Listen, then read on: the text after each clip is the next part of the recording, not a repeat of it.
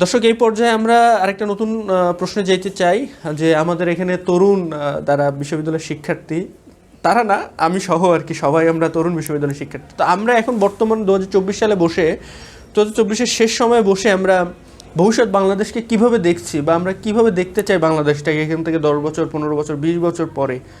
বাংলাদেশের political system, শিক্ষা ব্যবস্থা, বাংলাদেশের মানুষের মানে জীবনযাপন বা বৈশ্বিকভাবে আমাদের যে সমৃদ্ধি, বা আমরা যদি আন্তর্জাতিক লেভেলে চিন্তা করি তাহলে বাংলাদেশের যে সমৃদ্ধি, সব মিলে আমরা বাংলাদেশকে কি জায়গায় দেখতে চাই, এটা নিয়ে আমরা জানতে চাইবো। তো প্রথমে আমি ফরিদ আলীর কাছে যেতে চাই যে ফরিদ আলী, আপনি এই বিষয়ে প্রশ্ন উত্তর দেওয়ার পর আমরা তৌফিকের কাছে আসবো।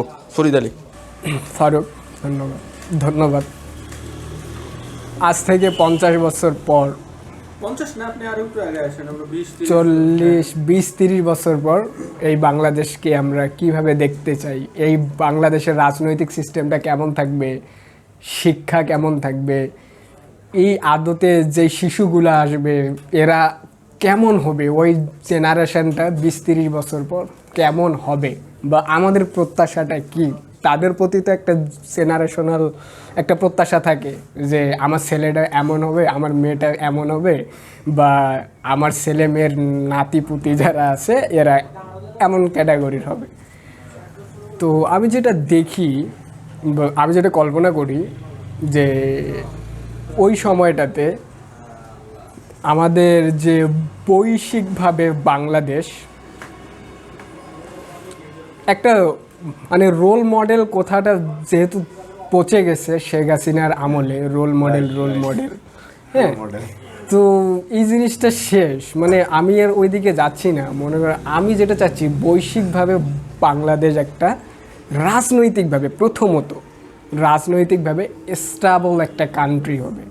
এখানে প্রত্যেকটা দল যারা রাজনীতি করতে চায় তারা থাকবেন, এবং তাদের যে রাজনৈতিক আকাঙ্ক্ষা, অভিলাষ প্রতিটা জনগণের জন্য হবে, কোনো একটা মহলকে খুশি করার জন্য না, কোনো এলিটকে খুশি করানোর জন্য না। মানে আমার কথা যে খুশি করানোর যে রাজনীতির যে ঢালটা আমাদের মধ্যে চালু আছে, অমুক খুশি হবে আমি এই কাজটা করি, তমুক খুশি হবে আমি এই কাজটা করি, এই কাজটা থেকে আমাদেরকে বের হয়ে জনমানুষ সমষ্টিগতভাবে কি তারা সুখী, তারা কি আমার রাজনৈতিক এই যে ব্যাপার স্যাপার এগুলাতে খুশি, ওদের আইডিয়াগুলো নিয়ে তারা রাজনীতি করবে, এটা প্রতিটা দলের হওয়া উচিত। আমার যেটা মনে হয় আজ থেকে 50 বছর পর হোক, 30 বছর পর হোক, বাংলাদেশের রাজনৈতিক সিস্টেমটা এমন থাকবে, আমি যেটা আশা করি। এবং শিক্ষাক্ষেত্রেও সেম। যে তার আগে আমি একটা ছোট্ট কথা বলে নিতে চাই যে আমাদের যে ইন্ডিয়ান ফিলোসফি, আমরা ইন্ডিয়ানরা মূলত কেমন, এই ক্ষেত্রে আমাদেরকে ভাই আগে জানতে হবে যে আমরা কিন্তু ফিলোসফিক্যালি খুব মানে তরতর করে যে উপরে উঠবো, আমাদের মাইন্ড সেট আপটা এমন না। যদিও ব্রিটিশ অনেক কিছু আমাদের সেট আপ করা আছে, তো আমরা যদি একটা সময় ব্রিটিশ যে সিমটমগুলো আছে ওইগুলোকে মুক্ত করে দেই, তাইলে আমরা দেখবো যে আমরা অহিংস। ভারতীয় উপমহাদেশের মানুষ অনেকটাই অহিংস। ওদেরকে খুব বেশি কিছু করতে হবে, টানতে হবে, তার সাথে পাল্লা দিতে হবে, প্রতিযোগিতা করতে হবে, কম্পিটিশন করতে হবে। এইটা ভাই ব্রিটিশ, এটা হচ্ছে ওয়েস্টার্ন ফিলোসফি, যে কম্পিটিশন লাগা কম্পিটিশন।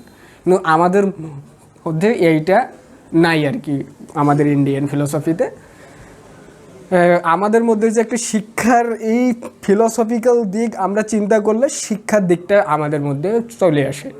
তাহলে আমরা করবোটা কি, যে আমাদের যে বাংলাদেশ ওই সময়ে একটা সাস্টেইনেবল কান্ট্রি হবে শিক্ষার দিক দিয়ে।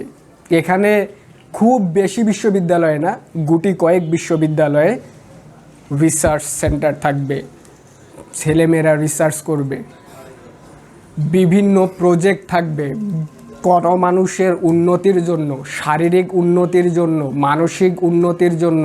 এই যে আমরা দেখি যে আত্মহত্যাগুলো হয়, এগুলো কেন হয়? হতাশা থেকে। আমাদের একটা মেন্টাল সিনড্রোমের যে বিষয় থেকে এইরকম একটা কোনো যে মানসিক স্বাস্থ্যকেন্দ্র কোনো পরিপূর্ণভাবে নাই, শিক্ষার জন্যই নাই কিন্তু। তো এই শিক্ষাগুলা ওখানে গিয়ে প্রতিফলিত হবে, আমি যেটা আশা করি আর কি, যে মানসিক স্বাস্থ্যকেন্দ্র থাকবে ওখানে, অনেকে গিয়ে ট্রিটমেন্ট নিবে, উন্নত একটা বিষয়বস্তু থাকবে। আমাদের খুব উন্নত একটা জীবনযাপনের প্রয়োজন নাই, একটা আমরা কাঠামোর মধ্যে থাকবো, এবং যে আমাদের যে আপামর যে জনগণ আছে তাদেরকে বাংলাদেশের যে দর্শনটা আছে এই অনুযায়ী একটা সুস্থ শিক্ষা কাঠামোর মধ্যে আনতে চাই। মানে আমি 50 বছর পর এই জিনিসটা দেখতে চাই যে আমরা ব্রিটিশ ওয়েস্টার্ন সে বাদ দিয়ে বাংলাদেশ ভূখণ্ডের যে আমাদের যে শিক্ষা সংস্কৃতি এটা যেন আমরা ধারণ করতে পারি। দেখেন, আমরা হচ্ছে এখন তরুণ, আমরা বিশ্ববিদ্যালয়ে পড়ছি, তো আমরা এখান থেকে 15, 20, 30 বছর পর বাংলাদেশকে কিভাবে দেখছি, বা মানে শিক্ষা বলেন, সংস্কৃতি বলেন, দর্শন বা সব মিলে আমরা বাংলাদেশকে, পলিটিক্যাল সিস্টেম সব মিলে বাংলাদেশকে কোন জায়গায় দেখছি বা দেখতে চাই, এর একটা যদি বলতেন আর কি তুলনামূলক আলাপ। আচ্ছা, যাই হোক, খুব চমৎকার একটা প্রশ্ন করছেন। এতক্ষণ আমরা মানে অতীত নিয়ে আলাপ করলাম, আমাদের 4 মাস আগে গত হয়ে যাওয়া আন্দোলন যেটা এখনও জীবিত আছে, হাসিনার যে বাটপাটতন্ত্র, এগুলো নিয়ে আলাপ করলাম, এবং প্রশাসন কেমন হইতে পারে এগুলো নিয়ে আলোচনা করতে। এইবার হচ্ছে আমরা আলাপ করতেছি কি ভবিষ্যৎ বাংলাদেশটা আসলে কেমন হইতে পারে। দেখা যায় অতীত, বর্তমান, এইবার আমরা ভবিষ্যতে চলে যাচ্ছি। আসলে ভবিষ্যৎ বাংলাদেশ কেমন দেখতে চাই এটা আসলে আমাদের উপরেই কিন্তু নির্ভর করতেছে মূলত। আমি কিভাবে দেখতেছি, আমি কিভাবে সমাজের জন্য কতটুকু অবদান রাখতে পারতেছি, বা আমি সমাজের জন্য কি করব, বা আমি আমার পরিবার বা আশেপাশের জন্য কি করব, আমি এই যে বিশ্ববিদ্যালয় থেকে যাচ্ছি গিয়ে কি করব, বা হচ্ছে আমার এলাকার জন্য আমি কি করব, আমার আশেপাশে যে ছোট ছোট ছেলে মেয়েগুলো আছে তাদের জন্য আমি কি করব। তো একেবারে এইরকম যেমন ক্ষুদ্র একটা চিন্তা, আবার এটা একদম রাষ্ট্রীয় একটা বড় চিন্তা, যে একদম সবাই সবার জায়গা থেকে যে যেই পেশাতে আছে, যে আমি আমাকে কোথায় দেখতে চাই, আমি আমার এই পেশার অবস্থানটা কোন জায়গায় নিয়ে যেতে চাই, আমি আমার কর্মক্ষেত্রে দেশের জন্য কতটুকু চিন্তা করছি। কিছুক্ষণ আগে আপনারা শিক্ষা নিয়ে আলাপ করছিলেন, তো ফারুক সাহেব ব্রিটিশ শিক্ষা নিয়ে কথা বলছিলেন। আমি একটা জিনিস পড়তে গিয়ে দেখলাম যে হচ্ছে ব্রিটিশরা যখন এই অঞ্চলে তাদের ফার্সি ভাষা বা আরবি ভাষা যেগুলো প্রচলন ছিল, উর্দু ভাষার প্রচলন ছিল, প্রশাসনিক দাপ্তরিক ভাষা, এগুলো সব পরিবর্তন করে তাদের যে কলোনিটা আরও দীর্ঘস্থায়ী করার জন্য তাদের একটা ইংরেজি ভাষা এই জায়গায় চালু করে। ইংরেজি ভাষা চালুটার মূল উদ্দেশ্যটা কী ছিল, যে তাদের অনুগত একটা শ্রেণী তৈরি করা বা ইংরেজি শিক্ষা সেই জন্য প্রচলন করা। তাছাড়া কিন্তু আমাদের এই অঞ্চলে ফার্সি বা অন্যান্য ভাষায় কিন্তু জ্ঞান চর্চা হচ্ছিল। তো এই জায়গায় মুসলমানরা পিছিয়ে পড়ার কারণ হচ্ছে তারা ফার্সি বা উর্দু ওইসব ভাষায় হচ্ছে তারা দক্ষ ছিল, এবং তারা ওইসব ভাষা শিক্ষা মাধ্যমে কি উচ্চ রাজকার্যবালী যেগুলো আছে বা বিভিন্ন জায়গায় নিয়োগ পেত। তো দেখা যাচ্ছে হিন্দু জনগোষ্ঠী যারা ছিল তারা হচ্ছে ইংরেজি শিক্ষাটাকে গ্রহণ করতে পারলেও মুসলমানদের মধ্যে একটা গোঁড়ামি বা অন্যান্য অনেক বিষয় ছিল, যেই কারণে তারা আসলে অনেকটা পিছিয়ে পড়ছিল। সেই পিছিয়ে পড়া থেকেই কিন্তু আমরা কলকাতা কেন্দ্র থেকে বেরিয়ে আসার জন্য বঙ্গভঙ্গের পরে মানে আমি আজকের মানে ভবিষ্যৎ বাংলাদেশ কেমন বলতে চাই এই জায়গায় মানে বলি, তাহলে আমার মনে হয় 47 থেকে শুরু করা উচিত। 47 এই দেশে অনেকে বা মানে অনেক প্রগতিবাদী মানুষরা একটু এটাকে শুধু হচ্ছে পাকিস্তানের ভিতরে ঢুকে যাওয়া বা এরকম একটা কিছু মনে করে, কিন্তু আমার মনে হয় যে এই উপমহাদেশে আসলে ধর্ম অনেক বড় একটা ফ্যাক্টর। তো ধর্মকে বাদ দিয়ে তো আসলে এই যে মানে কোনো কিছু আসলে করা যায় না। এবং এই অভ্যুত্থানের পরবর্তী সময়ে কিন্তু একটা ইসলামিস্টদের মধ্যে একটা জোয়ার বা তাদের ভিতরে একটা প্রবল আকাঙ্ক্ষা আমি দেখতে পাচ্ছি। তো তাদেরকেও আসলে উপেক্ষা করে কথা বলাটা আসলে মনে হয় না যৌক্তিক হবে। তো 47 পরবর্তী সময়ে দেশ স্বাধীন হলো, এবং স্বাধীনতার পরবর্তী সময়ে আসলে একটা দেশ অনেকগুলো চড়াই পার হয়ে যাওয়ার পরে বয়স যখন 50 পেরিয়েছে, আমার মনে হয় যে দেশটার বয়স কিছুটা হলেও পরিপক্ক হয়েছে, সে অনেক কিছু দেখছে। তো এই অভ্যুত্থানের পরবর্তী সময় কী হবে আমরা জানি না, কিন্তু রাষ্ট্রের বয়স কিন্তু অলরেডি 50 বছর হয়ে গেছে। শিক্ষা ব্যবস্থা বা অন্যান্য দিক যদি বলি, জাপান দ্বিতীয় বিশ্বযুদ্ধের পরে এত বেশি মার খেয়েছে, তারপরেও সেই দেশটা কিন্তু উঠে দাঁড়াইছিল। তার মধ্যে মূল বিষয় ছিল তারা কিন্তু শিক্ষার প্রতি অনেক জোর দিয়েছিল। এবং দক্ষিণ কোরিয়া বা আমরা অন্যান্য যেই দেশগুলো দেখি, মানে তাদের যে উদাহরণ যদি দিতে চাই, মূল জায়গাটা ছিল কিন্তু শিক্ষা। তো শিক্ষা এবং হচ্ছে দেশের উন্নয়ন দুইটা কিন্তু সমানতালে চলতে হবে। মানে মানুষের উন্নয়নে আমি মনে করি হচ্ছে দেশের উন্নয়ন। তো আমরা বিগত সরকারের আমলে কি দিছি যে একটা টানেল নদীর নিচ দিয়ে করতে পারছি, এটাই হচ্ছে উন্নয়ন বা এটাই বাংলাদেশ রাষ্ট্রের মাইল ফলক যে নদীর নিচ দিয়ে গাড়ি যাচ্ছে। আসলে ওই জায়গায় যে আমরা একটা ঝুলন্ত ব্রিজ করতাম তার চেয়ে অনেক বেশি টাকা কম খরচ হইতো, বা আমাদের মানে কি হইতো, আমাদের টাকাও বাঁচতো, পাশাপাশি এটা ব্যবহারযোগ্য হইতো। কিন্তু টানেলটা তৈরি করার ফলে আমরা দেখলাম যে নদীর নিচ দিয়ে যাচ্ছে, মানুষ মনে করতেছে আরে বা এটা তো বিশাল উন্নয়ন হয়ে গেছে যে নদীর নিচ দিয়ে গাড়ি যায়, তাজ্জব কাহিনী, এটা বিদেশ দেখছে। আসলে আমরা একটু সব কিছু বিদেশে যা আছে এখানে এটা কেন করতে হবে, মানে এই যে অনুকরণ করে করে এই জায়গায় একটা প্রকল্প নিয়ে আসা বা এটাকে উন্নয়ন হিসেবে ধরুন একটা ব্রিজ করলাম, কালভার্ট করলাম, ফ্লাইওভার করলাম, এগুলাকে উন্নয়ন মনে করা। তা আমাদের দেশের মানুষের মানসপটে কিন্তু গেঁথে গেছে যে উন্নয়ন বলতে হচ্ছে কি কয়টা বিল্ডিং হয়েছে, কয়টা রাস্তা হয়েছে, কয়টা ব্রিজ হয়েছে, কিন্তু শিক্ষা যে কত নিচে গেছে বা কোথায় যাচ্ছে এটা কিন্তু মানুষ বা চিন্তাগতভাবে আমরা যে পিছিয়ে পড়তেছি এই জিনিসগুলো কিন্তু কেউ ভাবে না। তো আমি চাইবো যে ভবিষ্যৎ রাষ্ট্রটা কেমন হবে, ভবিষ্যৎ রাষ্ট্র গঠনের মূল হাতিয়ারই হচ্ছে আমি মনে করি শিক্ষা, এবং রাষ্ট্রের যে অন্যান্য বিষয়গুলো সেটা সমানতালে চলতে হবে। এবং বিগত সরকারের আমলে আমরা দেখেছি যে অনেক বেশি প্রশ্ন ফাঁস হয়েছে, বিশ্ববিদ্যালয়গুলোতে অনেক বেশি দলীয় শিক্ষক নিয়োগ দেওয়া হয়েছে এবং সব মানে শিক্ষা ব্যবস্থা ধ্বংস হয়েছে। একটা রাষ্ট্রে যদি শিক্ষাই না থাকে তাহলে আমরা তো বলি শিক্ষাই যাতে মেরুদণ্ডই তো আপনি দিনে দিনে দিনে দিনে ক্ষয় হয়ে একদম ভারে নুজ্জ হয়ে পড়ছে। তো আপনি রাষ্ট্র কীভাবে দাঁড় করাতে পারবেন? এইভাবে কালভার্ট, ব্রিজ, পুলিশ প্রশাসন এগুলো দিয়ে রাষ্ট্র দাঁড় করানো সম্ভব না। রাষ্ট্রের সব সেক্টরে যে মানুষ যায়, এই মানে মানুষগুলো কোথায় উৎপাদন হয়? বিশ্ববিদ্যালয়ে উৎপাদন হয়, শিক্ষার যে শিক্ষা প্রতিষ্ঠান থেকে উৎপন্ন হয়। তো এই জায়গায় আমি মনে করি রাষ্ট্র সংস্কার এবং ভবিষ্যৎ বাংলাদেশকে যেই জায়গায় আমি দেখতে চাই তার জন্য শিক্ষার অনেক বেশি জোর দেওয়া উচিত। আমাদের একদম প্রাথমিক শিক্ষা থেকে আমাদের যে বাংলাদেশি আমাদের যে কালচার, আমাদের কৃষ্টি, এগুলো আরও বেশি তাদের ভিতরে বোধ উল্লেখ করা উচিত। এবং ভবিষ্যতে অনেক বেশি প্রযুক্তির আবির্ভাব হবে, সেগুলোকে মোকাবেলা করার জন্য আমাদের যে দক্ষ মানুষ, দক্ষ জনগোষ্ঠী, এবং আসলে যতই কিছু বলি আমাদের কিন্তু শিক্ষকরা এরকম দক্ষ না, বা বেতন কাঠামো অনেক বিস্তর সমস্যা আছে। তো এই জিনিসগুলো নিয়ে কাজ করতে হবে। তো যদি আপনি বিগত 10-20 বছর পরে বাংলাদেশকে কোথায় নিয়ে যাচ্ছেন এটা দেখতে চাই। আসলে 10-20 বছর পরে একটা প্রাথমিক ফলাফল পাওয়া যাবে, কিন্তু বিশাল বড় ফলাফল পাওয়া যাবে বলে আমি মনে করি না। কারণ এই 10-20 বছরের সময়টা কিন্তু সংস্কার পিরিয়ড। আমি মনে করি একটা বিশ্ববিদ্যালয়, একটা শিক্ষা ব্যবস্থা, একটা দেশ দাঁড়ানোর জন্য কিন্তু 6 মাস 3 মাস একটা প্রাথমিক একেবারে। কিন্তু আরেকটু যদি চিন্তা করি যে টার্মগুলো চিন্তা করি, তাহলে আমার মনে হয় যে এই যে ব্যাপারটা সামনে এটা হচ্ছে একেবারেই মানে 10-20 বছর সংস্কারের পর্যায়ে। আমরা যদি তুরস্ক সাম্রাজ্য, যদি ওসমানীয় সাম্রাজ্যের কথা চিন্তা করি, ওসমানীয় সাম্রাজ্য যখন দীর্ঘ প্রায় 600 বছর শাসন করার পরে যখন একেবারে পতনোন্মুখ হয়ে পড়ছিল, তখন তৃতীয় সেলিম এসে কিছু সংস্কার করলো। তারপর ওখানে তানজিমাত আন্দোলন হলো ওয়েস্টার্নের দিকে ঝুঁকে পড়ার জন্য বা যুগের সাথে খাপ খাওয়ানোর জন্য। তারপরে পরবর্তীতে নব্য তুর্কি আন্দোলন হলো। তারপরে নব্য তুর্কি আন্দোলনের তারাও ব্যর্থ হয়েছিল। তারপরে কামাল আতাতুর্ক এসে তুরস্ক রাষ্ট্রটা মানে ওই সেভার চুক্তি থেকে বেরিয়ে লুজান চুক্তিতে ঢুকে তুরস্ক রাষ্ট্রটা মোটামুটি টিকায় রাখছে। তো এখানে কিন্তু অনেকটা ধাপে ধাপে তারা একটা রাষ্ট্র তৈরি করছে। তো আমাদের রাষ্ট্রটা যেহেতু তৈরি হয়েছে, তো রাষ্ট্রটা আমরা এখন দাঁড় করাবো। তো দাঁড় করানোর জন্য আমাদের সামনের যে প্রত্যাশা, সেটা আমার মনে হয় যে শিক্ষার দিকে সবচেয়ে বেশি জোর দেওয়া উচিত। আর রাজনৈতিক দলগুলার অনেক বেশি এই জায়গায় দায়িত্বশীলতা, বিশেষ করে মূল লিডার যারা তাদের। এবং এখনও আমাদের গ্রামেগঞ্জে রাজনৈতিক সংস্কৃতি এত দ্রুতই পরিবর্তন করা সম্ভব না। সবাই মানে একটা লোভ, একটা বাটপারি নিয়ে হচ্ছে মতলব নিয়ে রাজনীতি আসে। মানে রাজনীতিতে আগে আমরা যে দেখছি যে একটা স্কুল শিক্ষক ছিল, স্কুল শিক্ষক এমপি হচ্ছে, চেয়ারম্যান হচ্ছে। আপনি এখন দেখবেন কোথাও একটা স্কুল শিক্ষক সে সমাজে সম্মান পাচ্ছে বা একটা জনপ্রতিনিধি হইতে পারছে, তাদের কিন্তু এই গ্রহণযোগ্যতা নেই। তো এই যে জ্ঞানের যে গ্রহণযোগ্যতা, জ্ঞান ভিত্তিক, ওইগুলো কিন্তু কমে গেছে এবং টাকা বা এই জিনিসগুলো অনেক বেশি চলে আসছে। তো আমি চাইবো যে হচ্ছে শিক্ষাকেন্দ্রিক বা বুদ্ধিভিত্তিক কেন্দ্রিক বা মানুষের জ্ঞান কেন্দ্রিক একটা সমাজ গড়ে তোলার জন্য শুধু বই পড়া না, মানুষের ভিতরে আত্মোপলব্ধিবোধ ছড়িয়ে দেয়। এবং আমাদের অনেক ভালো ভালো পুস্তক, সেগুলো আসলে ফাইলবন্দি হয়ে ময়লার নিচে পড়ে আছে, এগুলোকে আমাদের জাগ্রত করে শিক্ষার্থীদের সামনে উপস্থাপন করতে হবে। তো ভবিষ্যৎ বাংলাদেশ আমি চিন্তা করব সাম্য থাকবে, মানবিক মর্যাদা থাকবে, সেখানে বিচার বিভাগ স্বাধীন থাকবে, এরকম একটা পুলিশ প্রশাসন থাকবে না। পুলিশ জনগণের পুরোপুরি বন্ধু হতে না পারুক, অন্তত তাদের বুকে বন্দুক চালাবে এরকম পুলিশ হবে না। তো পাশাপাশি জনপ্রশাসন, বিচার বিভাগ, মানে সুরেন্দ্র কুমার সিনহাকে আর পালিয়ে যেতে হবে না, মানে এইরকম বাংলাদেশে যে পালিয়ে যেতে হচ্ছে না। বা ইসি হুদা এসে হুদার মতো রকিব মার্কা কমিশন বা আরও যারা ছিল তাদের মতো কমিশন আর এখানে তৈরি হবে না।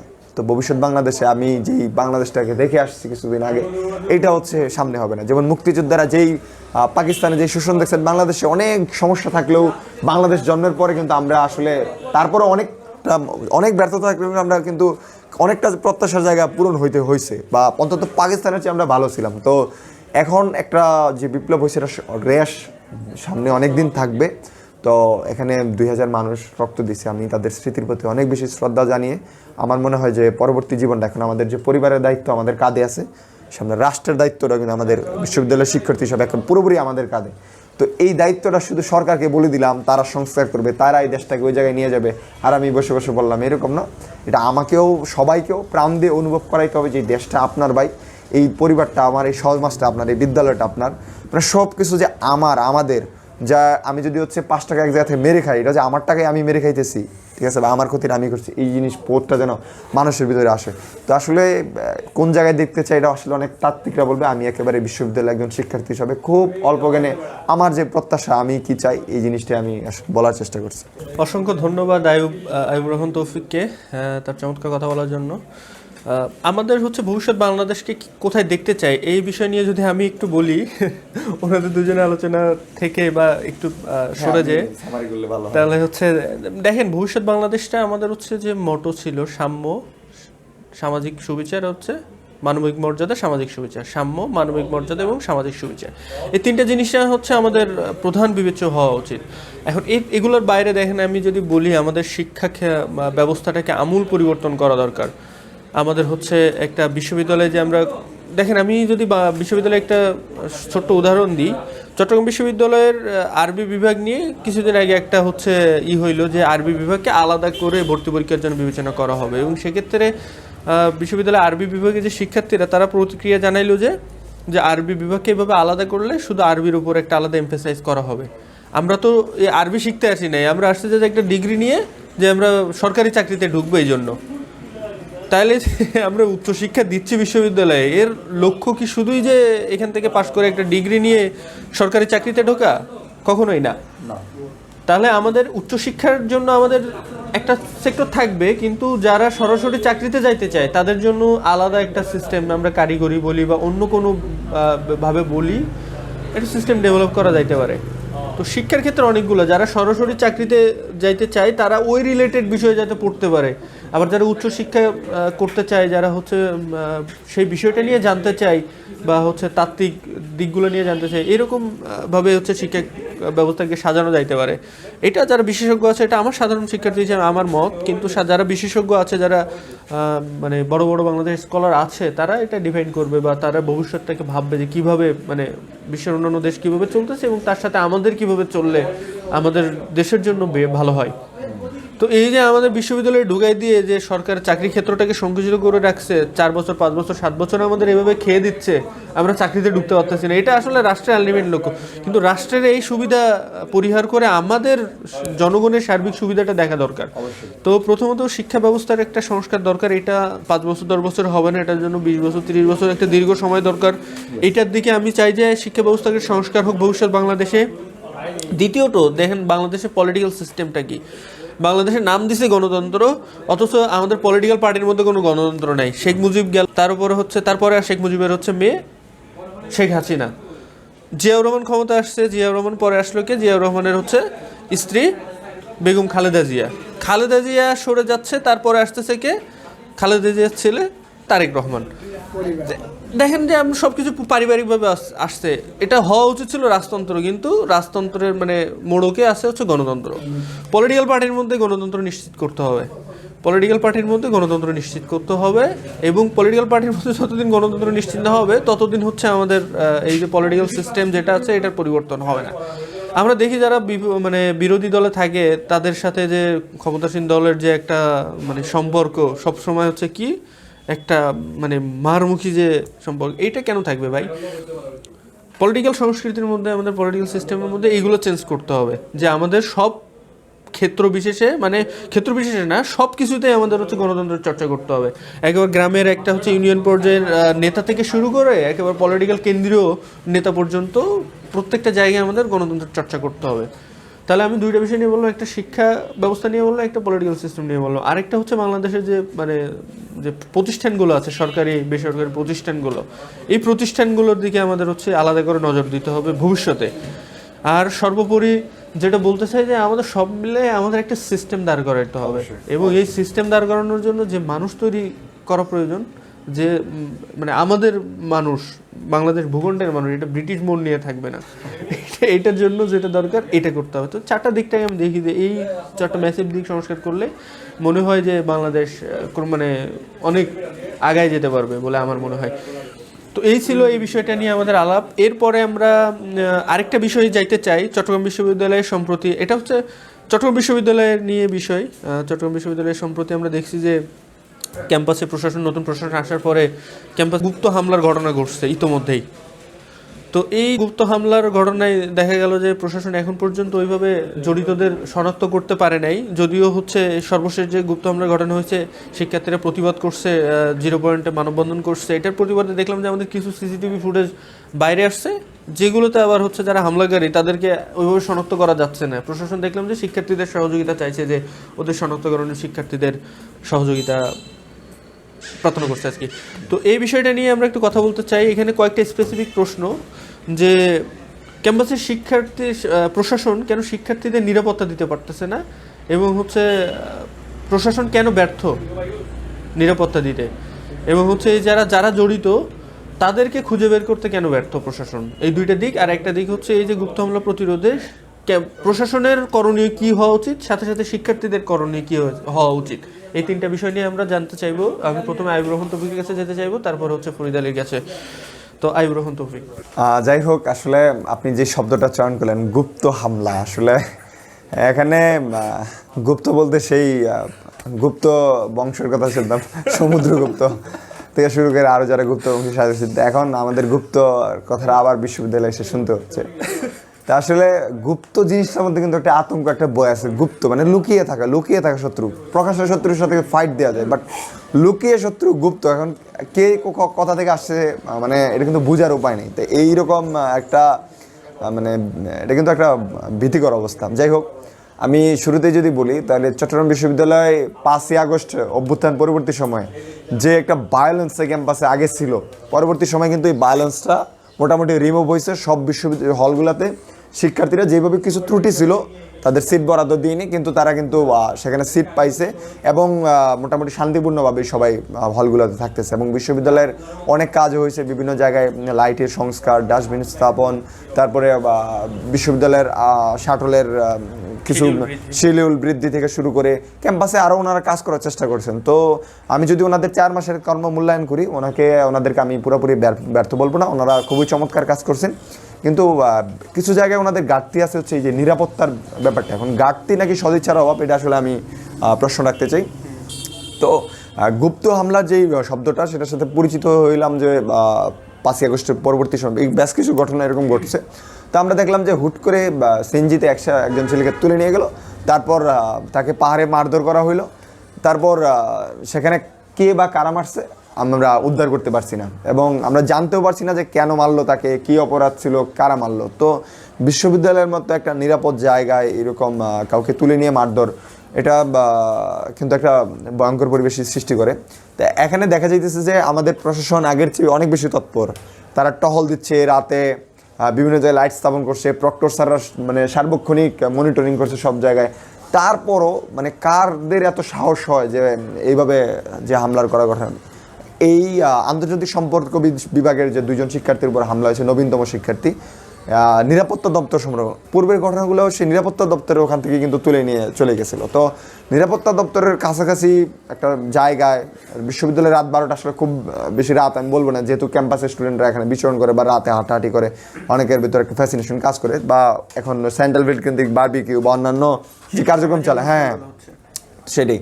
তো এখন তাদেরকে ওই জায়গায় যে আঘাত করা হয়েছে এবং কয়েকজন গালে মুখে জখম হয়েছে, এটা কিন্তু খুবই পীড়াদায়ক এবং এটা একটা ভীতিকর পরিবেশের সৃষ্টি করে। তো এই জায়গায় যদি আমি দেখি, আগের ঘটনা কিন্তু প্রশাসন খুঁজে বের করতে পারেনি যে কারা এই ঘটনা করতে বলছে। ওনারা বললো যে সিসিটিভি সংকট বা অন্যান্য, কিন্তু আমার কাছে এটা মনে হচ্ছে না যে যথোপযুক্ত কথা। আমার মনে হয় যে আমরা এত নিরাপত্তার চাদরে বিশ্ববিদ্যালয়কে ডেকে ফেললাম, অপরাধী ছাত্রলীগ এখান থেকে যারা মারামারি করতো তারা চলে গেছে। তো সবাই তো এখন একটা শান্তিপূর্ণ অবস্থা চায়, কিন্তু তার মধ্যে গুটি কয়েক কারা এসে অশান্তি কায়েম করতে চায়, তাদেরকে অবশ্যই খুঁজে বের করার জন্য প্রশাসনের জোর তৎপরতা চালানো। ওনারা যদি না পারে বা সক্ষমতা না থাকে, প্রয়োজনে গোয়েন্দা সংস্থার সহযোগিতা নিতে পারে। ওনারা গোয়েন্দা সংস্থার সহযোগিতা নিতে পারে বা বিভিন্নভাবে ওনারা কিন্তু এই কাজগুলো করতে পারতো। তো আমরা দেখলাম যে বিগত কয়েকটা ঘটনা একেবারেই ধামাচাপা পড়ে গেল, কোনো অগ্রগতি নাই, কে মারলো কী হইলো এরকম আমরা কিছু জানতে পারলাম না। তো যার কারণে বিশ্ববিদ্যালয়ে এই যে আমরা রাতে হাঁটাচলা করছি, যেন চট্টগ্রাম বিশ্ববিদ্যালয় একটা নির্জন একটা জায়গা, রাতে হাঁটতেছি, রাস্তায় একজন থাকে না বা পাহাড়ের বাঁকে বাঁকে। তো এখন আমার মনে হইতেছে যে আবার আমার সাথে কিছু ঘটে কিনা, সবার ভিতরে কিন্তু একটা অজানা বোধ। আগে ছাত্রলীগ যখন মারামারি করতো তখন কিন্তু আমরা দেখতাম যে ছাত্রলীগ বনাম ছাত্রলীগ মারামারি করছে, যে 69 করে, যে সিএফসি করে, তারা মারামারি করছে, দুইটা বগি, এক বগি আরেক বগিকে মারবে। আমি তো কোনো সময় আক্রমণের শিকার হবে না, কারণ আমি তো বগি করি না। তো ওইটা কিন্তু ভীতি পরিবেশ ছিল না। তাদের ভিতর দুই বগির ভিতরে তাদের দুইটা গোষ্ঠী, মানে আমি যাদেরকে সশস্ত্র গোষ্ঠী বলি, তাদের ভিতরে মারামারি। কিন্তু এখন দেখা যাইতেছে যে কেউ কোনো দোষ করে নেই, নবীনতম শিক্ষার্থী তাকে নিয়ে এসে মারধর করতেছে। তো এখন বয়টা কিন্তু সবার ভিতরে ঢুকছে, এইটা হচ্ছে একটা বড় বিষয়। তো 0 পয়েন্টে কিছু শিক্ষার্থী এখানে আন্দোলন করার ফলে আমি দেখলাম যে আমাদের প্রক্টর স্যার একটা সংবাদ সম্মেলন করলেন এবং যে সিসিটিভির ফুটেজ এগুলো দেখানোর চেষ্টা করলেন, কিন্তু ওখানে আসলে আইডেন্টিফাই করার মতো এরকম নাই। আশেপাশের এলাকাগুলোর সিসিটিভিও দেখা যেতে পারে, বা গোয়েন্দা নজরদারি বা অন্যান্য আইনি প্রক্রিয়ায় ওনাদের যাওয়া উচিত। এবং আমার মনে হয় যে এই বিশ্ববিদ্যালয়ের 26,000 শিক্ষার্থীর নিরাপত্তার স্বার্থে অন্তত একটা ঘটনা হলো উন্মোচন করা উচিত যে এরা কারা বা কী উদ্দেশ্যে এখানে হামলা করছে, বা তাদের লক্ষ্য উদ্দেশ্যটা কী, বা কী লক্ষ্যই তারা এখানে অর্জন করতে চাইছে, বা তারা কি মিসক্রিয়ান্ট নাকি হচ্ছে কোনো বিশেষ লক্ষ্য আছে নাকি ছিনতাইকারী। আসলে আমরা কেউ কিন্তু জানতেছি না আসলে তারা কারা বা কী চাইতেছে। তো এটা কিন্তু একটা অবশ্যই একটা ভীতিকর পরিবেশ সৃষ্টি করে। তো আমি বিশ্ববিদ্যালয়ের প্রশাসনের প্রতি, এটা আসলে আমার না, সব শিক্ষার্থীর একটা উদাত্ত আহ্বান, আপনারা তাদেরকে খুঁজে বের করুন এবং পরিচয় প্রকাশ করুন কী কারণে এবং কেন এই ঘটনাগুলো ঘটছে। এবং আসলে শুধু লাইট স্থাপন করে বা টহল দিয়ে এইভাবে আসলে মনে হয় না তাহলে নিরাপত্তাটা জোরদার করা যাবে। অন্তত এরকম দু একটা ঘটনার বিচার হইলে বা হচ্ছে দায়ীদের অ্যারেস্ট হইলে অন্তত কিছুটা এই জিনিসগুলা সামনে হবে না বলে আশা করি। তারপরেও বিশ্ববিদ্যালয়ের সামগ্রিক পরিবেশ যদি আগের থেকে চিন্তা করি, খুবই চমৎকার। আসলে এটা এইরকম চট্টগ্রাম বিশ্ববিদ্যালয় আসলে কখনো কল্পনা করি নাই। মাঝে মাঝে মনে হয় যে সাবেক বিসি শিরিন শারমিন ম্যামকে নিয়ে আসি ক্যাম্পাসে এবং ওনাকে ঘুরাই, দেখেন যে ক্যাম্পাসে এখানে একটা ডাস্টবিন আছে, আপনি আমাদের শিডিউল দিতে পারেন, এখানে একটা শিডিউল আছে, বা এই জায়গায় এরকম হইতেছিল না, দেখেন সম্ভব না বলতেছিলেন, এরকম হচ্ছে। তো অনেক বেশি মানে পরিবর্তন হচ্ছে, তারপরও আমাদের কিন্তু সর্বোচ্চ প্রত্যাশা আমরা রাখতে পারি। এটা আসলে আমার মনে হয় যারাই কাজ করে তাদের সমালোচনা করা উচিত। তো ওনারা এই জায়গায় একটা ব্যর্থতার পরিচয় দিয়েছে নিরাপত্তার ক্ষেত্রে, অন্তত বলবো আর কি। আরও অনেক বিষয় আছে, জুলাই হামলার বিচার বা অন্যান্য বিষয় আছে, কিন্তু এই হামলাটা খুবই অ্যালার্মিং আমাদের জন্য এবং এটার বিচার হওয়া উচিত আর কি। আর তাদের জায়দের যারা আছে তাদের ধরে নিয়ে আসা উচিত। ফরিদ আলীর কাছ থেকে শুনবো। চট্টগ্রাম বিশ্ববিদ্যালয়ে যে গুপ্ত হামলাগুলো হচ্ছে, এটা আমার প্রথমে কি মনে পড়ে জানেন, ওই যে থ্রিলার উপন্যাসের মতো। আমি হেঁটে যাচ্ছি, আমার বন্ধু সহ আমি হেঁটে যাচ্ছি, কাটা পাহাড় বাদ দিয়ে নিরাপত্তা দপ্তরে উঠলাম। হঠাৎ করে একটা ভূত আবিষ্কার হইলো, জিন আবিষ্কার হয়ে আমাকে নিয়ে চলে গেল। কিছুক্ষণ পর দেখলাম মারধর করে ছেড়ে দিয়েছে। কিছুক্ষণ পর আমার আবার পাহাড়ে গিয়ে মারধর করে ছেড়েছে। একেবারে থ্রিলার এটা। আমার কাছে এমনটাই এই গুপ্ত হামলাগুলোর কথা মনে হচ্ছে। যে কিছুদিন আগে আইআরের 2 জন শিক্ষার্থী, নবীন শিক্ষার্থী, তারা ওই নিরাপত্তা দপ্তর, ওইখানে বাসগুলো আছে, লাইট থাকার পরেও তারা ওইখানে হামলার শিকার হইল। আমার কাছে খুব, এর আগেও তো 4-5টা ঘটনা ঘটছে। এখন কথা হচ্ছে যে গুপ্ত হামলাটা এটা কেন হচ্ছে, বা আসলে কি কি কারণ থাকতে পারে, এখানে কি কি কারণগুলো আছে। আমার যেটা, আমি আর খুব দীর্ঘায়িত করব না বিষয়টাকে। আসলে আমি এই যে গুপ্ত হামলাগুলোর আমি কিছু কিছু পয়েন্ট উল্লেখ করতে চাই। যে এখানে প্রথম যে কারণগুলো হইতে পারে, রাজনৈতিক কিছু স্বার্থ থাকতে পারে। আপনি দেখেন গণ অভ্যুত্থান হয়েছে, কিন্তু ব্যক্তিকেন্দ্রিক দলীয় কেন্দ্রিক রাজনৈতিক যে বিদ্বেষটা, যে প্রতিশোধ পরায়ণের যে একটা বিষয়ও থাকে, এটাও কিন্তু স্তব্ধ হয়ে আছে। এই কারণে গুপ্ত হামলাগুলো হতে পারে। এই তো আমরা কিছুদিন আগে দেখলাম আয়ারের 2 জন নবীন শিক্ষার্থীকে হামলা করলো নিরাপত্তা ভবনের সামনে একটা আলোকিত স্থানে। ওখানে কিন্তু আলোকিত স্থান, আবার সিসিটিভি ফুটেজও আছে, বাট হামলাটা করা হইল। আমি এই ঘটনাতে রাজনৈতিক সম্পৃক্ততা খুঁজে পাচ্ছি না, যেহেতু তারা ক্যাম্পাসের নবীন, কিন্তু পূর্বে হামলায় এরকম একটা সিচুয়েশন আমরা আনতে পারি। যেহেতু গুপ্ত হামলা, আপনি যদি ডিরেক্ট হামলা করতেন বা আপনার রাজনৈতিক পরিচয়ের প্রয়োজন নেই, আপনি নাম সর্বা হিসেবে যে আমি ফারুক, আমি তৌফিক, তোরে আমি হামলা করলাম, তবুও ঠিক ছিল। আরও কিছু পয়েন্ট আছে এখানে, যে ব্যক্তি স্বার্থের যে বিষয়টা থাকে, যে ব্যক্তি স্বার্থের কোনো গণ্ডগোল হইল, এই কারণে তারা তার একটা গং আছে, গং নিয়ে তারা রাতে হামলা চালাইল। এবং এখানে পুরোপুরি সিস্টেমটা হয় পলিটিক্যাল, না হলে ব্যক্তির ক্ষেত্রে যে দ্বন্দ্ব, রাজনৈতিক যে দ্বন্দ্ব এবং স্বার্থকেন্দ্রিক যে দ্বন্দ্ব, এই কারণে আমার যেটা মনে হয় হতে পারে। আর অলরেডি প্রশাসন কিন্তু অনেক ভালো কাজই করতেছে, লাইটিং থেকে সিস্টেম করে ক্যাম্পাসের পরিষ্কার, হল অ্যালটমেন্ট সহ ইত্যাদি অনেক কিছু করতেছে। তো প্রশাসন এই জায়গাগুলোতে একটু সচেতন হওয়ার পরেও কিন্তু নিরাপত্তার জায়গাটায় বড় একটা তাদের গাফিলতি। তৌফিক কইল যে সদিচ্ছার অভাব হইতে পারে, আমারও ঠিক তাই মনে হয় যে আসলে প্রশাসন ইচ্ছা না করেও বা সিসিটিভি ফুটেজের দোহাই টোহাই আহামরি এইরকম একটা 27,000 স্টুডেন্টের ক্যাম্পাসে সিসিটিভির দোহাই, এসের দোহাই, আমার কাছে মনে হয় না যে এগুলো কোনো দোহাই হচ্ছে। ঠিক আছে স্যার, আপনাদের দুজনের কথা খুবই পরিষ্কার। এখানে আমি গুপ্ত হামলা নিয়ে আমি কিছু মানে কথা বলতে চাই। দেখেন, এখানে গুপ্ত হামলা হয়েছে, প্রত্যেকটা হামলার ঘটনা হয়েছে রাত। আবার হচ্ছে এদিকে আমরা কিছুদিন আগে দেখছি যে মেয়েদের হলে একটা নোটিশ জারি করছে যে 10টার আগে সবাইকে ঢুকতে হবে। ঠিক আছে, আবার হচ্ছে আমাদের হচ্ছে এটা 2টা জিনিস। আর আরেকটা জিনিস দেখেন যে, এবং প্রত্যেকটা হামলার পরে প্রশাসন হামলাকারীদের শনাক্ত করতে একরকমভাবে ব্যর্থ হইল। ঠিক আছে, এই 3টা জিনিস। আর আরেকটা জিনিস আমরা যদি দেখি, যে আমরা এর আগের আমাদের অভিজ্ঞতাতে দেখি যে বিভিন্ন ক্যাম্পাসগুলোতে এই ধরনের হামলা কারা করে থাকে, মানে সবচেয়ে ক্ষমতাশালী যে গোষ্ঠীটা থাকে, যারা সবচেয়ে বেশি ক্ষমতাশালী থাকে, তারাই এটা করে থাকে। তাহলে এই 3টা জিনিসগুলো যদি আমরা একত্রে করি, তাহলে যারা হামলা করতেছে তারা কি এরকম কোনো বার্তা দিতে যাচ্ছে যে রাত ক্যাম্পাসে তোমার নিরাপত্তা দিতে পারবে না প্রশাসন? ঠিক আছে, এরকম কোনো বার্তা কি তারা দিতে যাচ্ছে? এটা একটা বিষয়, এটা একটা বড় বিষয় আর কি। তো আমরা আসলে এভাবে চিন্তা করতে চাই না। আমাদের অনেকের মধ্যে এরকম চিন্তা আসে যে যারা হচ্ছে হামলা করতেছে তারা এরকম কোনো বার্তা দিতে যাচ্ছে কিনা, বা যারা হামলা করতেছে তারা হচ্ছে বিভিন্ন, আমরা দেশে এলাকায় বিভিন্ন 4-5 জন একসাথে ঘুরে থাকে, বিভিন্ন গুন্ডামি করতে তাদের ভালো লাগে, মানুষের একটু হুমকি দামকি দিতে ভালো লাগে, একটু নেতা ভাব নিতে ভালো লাগে। তো তারা এই রাত 12টার পরে ঢুকে এইগুলো করতেছে কিনা, অথবা তাদের অন্য কোনো উদ্দেশ্য আছে কিনা, এরকম মানে বিভিন্ন পার্সপেক্টিভ থাকতে পারে। তো আমরা আসলে কোনো পার্টিকুলার পার্সপেক্টিভে বিশ্বাস করতে চাই না। আমরা চাই যে প্রশাসন যাতে এই হামলার ঘটনাগুলোর সিসিটিভি ফুটেজ বিশ্লেষণ করে, প্রয়োজনে আয়ুব যেটা বললো যে গোয়েন্দা সংস্থার সহায়তা নিয়ে বা যেভাবেই হোক, প্রশাসন যাতে এই হামলা কারা জড়িত তাদেরকে খুঁজে বের করে এবং তাদেরকে আমাদের সামনে প্রকাশ করে এবং উপযুক্ত শাস্তির ব্যবস্থা করে, এটা আমরা চাই। সাথে সাথে আমরা চাই যে প্রশাসন আমাদের ক্যাম্পাসে 24 ঘন্টায় আমাদের নিরাপত্তা দিক, শিক্ষার্থীদের নিরাপত্তা দিক। শিক্ষার্থীরা কখন কিভাবে বাইরে থাকবে, কি ভেতরে ঢুকবে, এই ডিসিশন প্রশাসন না নিক, এটা হচ্ছে শিক্ষার্থীদের উপর ছেড়ে দিক।